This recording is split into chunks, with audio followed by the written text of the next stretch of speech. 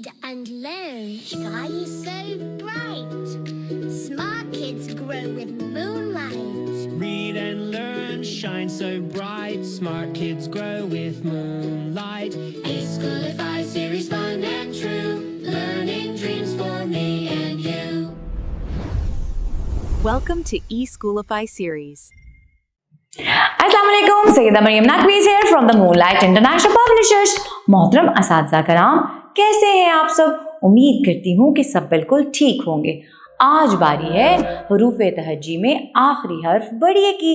हासिलाते तअल्लुम है हर्फ बड़िए की असली और इब्तदाई अशकाल की पहचान कर सकें, हर्फ बड़िए की असवात हरकात के ज़रिए पढ़ सकें। अब पहले हम अलिफ से लेकर बड़िए तक पढ़ाई कराएंगे, फिर हम बड़िए लिखना सिखाएंगे। बड़िए लिखते किस तरह है? सीधा जाएं, आड़ा जाएं, आगे जाके लाइन पे लिटाएं। कैसे? सीधा जाएं, आड़ा जाएं, थोड़ा सा आगे आके लाइन पे लिटाएं। बड़िए, बड़िए की पहली आवाज य और आखिरी आवाज ई।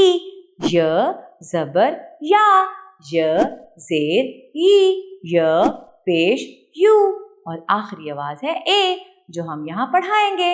ए कहता है पौधे, ए कहता है अंडे, ए कहता है जूते।